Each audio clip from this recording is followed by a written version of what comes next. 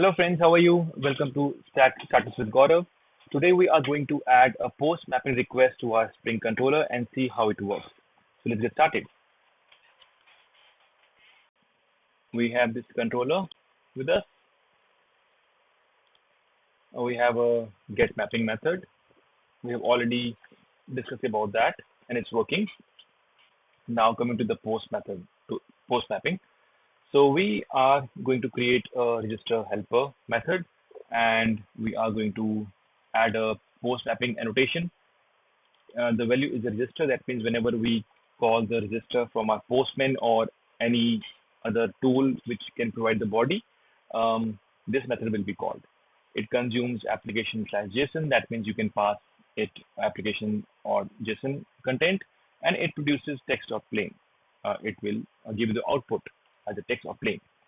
Now here, the method name is register helper, and we will go one by one. Okay, that what it means. Post mapping is a post mapping. That means again this method is going to accept the body. It is not like the get request. So we have to give the body to this method.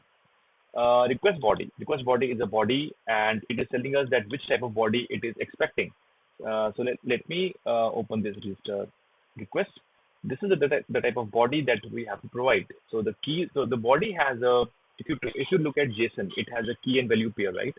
So the key will be these names like name, phone number, address, DOB, and value will be the values that you will be providing in the postman or through your application. That's a that's why we have mentioned this class register request. That's the object of this class. Okay.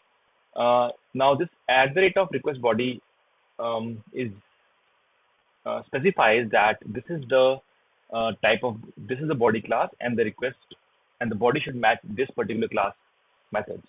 Now coming to the next line, it says helper register service dot register helper. Now see, we have one option. We can write all the code in here in the controller, but it will be very cumbersome and very difficult to find the code. So suppose we have 10 different methods, the post request and the get request of one controller. And if you write all the code in one controller, it will be very messy. If you want to change anything, you have to find out that, oh, where I have to fix this thing. So that's not a good approach. What we have to do, we have to delegate the actual working or the interaction with the database to service class. That's a service layer we are creating now. Okay. Um, let's go to this class. That's a main class. I'll just open this class.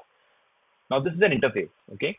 In the interface, we have mentioned that this is a method register helper, and it takes this type of request. It's the same thing that we have seen earlier.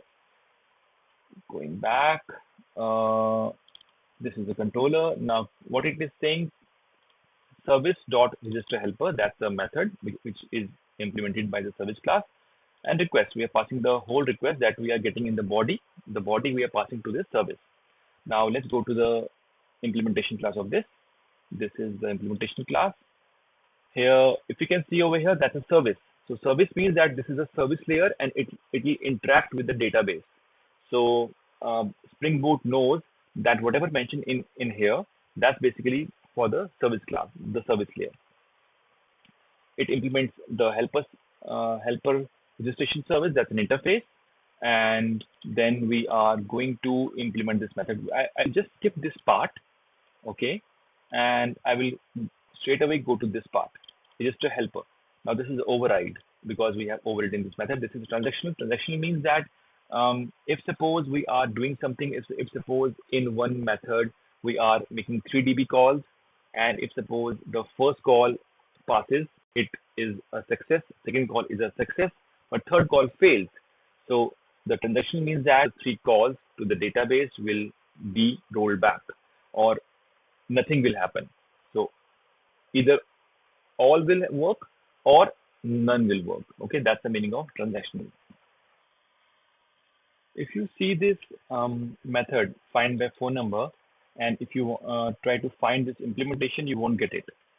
The reason is we are not implementing this method. We are using the JPA repository. Let's see over here. First of all, we have a helper repository and it's extending the JPA repository. So the beauty of extending the JPA repository is that it gives us the ready to use methods like find, by, and get, all these methods.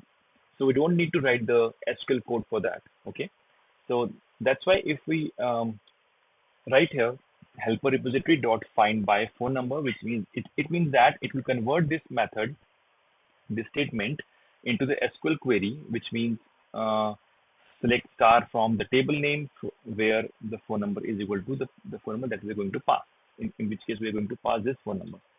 Now what we have to do here, first of all we have to check. Now we are going to implement the register helper. We have to check first of all that whether we already have the helper or not. Now in this case, the phone number is a primary key. Okay, so we are going to check that whether we have the phone number that's already present into the table or not. So that's why we are going to find this phone number that is passed into our request, the post method. And if we find any method, if we find any row for that, it will be stored in this helper class. The helper class, let's go to the helper class. It's an entity. Entity means that it represents the table. Okay, and the table name is helpers. Now these all values, it represents each column of that table. Now helper repository dot find by phone number, it will try to search into the database, into the table, that whether this phone number exists or not. Okay, if this phone number exists, it will return the helper object and give all the values that row is containing with itself. And if suppose there is no row found, it will simply give us the empty helper object. In any of these cases, we have to set all the values that are being passed in our post method in our body, which we are going to do over here. Helper dot set name, set phone number, set address, DOB, phone verified, and everything.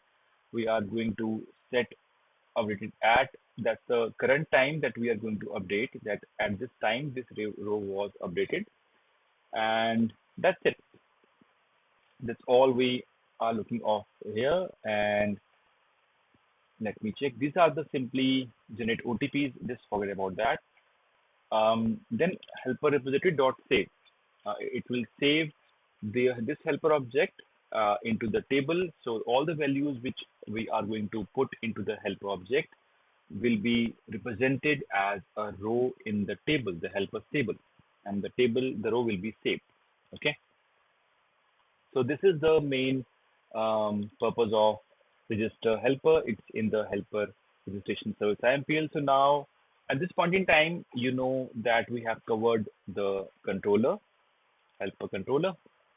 Helper controller is calling this method helper registration service dot register helper. If you just see over here the implementation, it will go here, and here we have already discussed that it's basically querying the table and saving the database, saving the values in the table. Okay,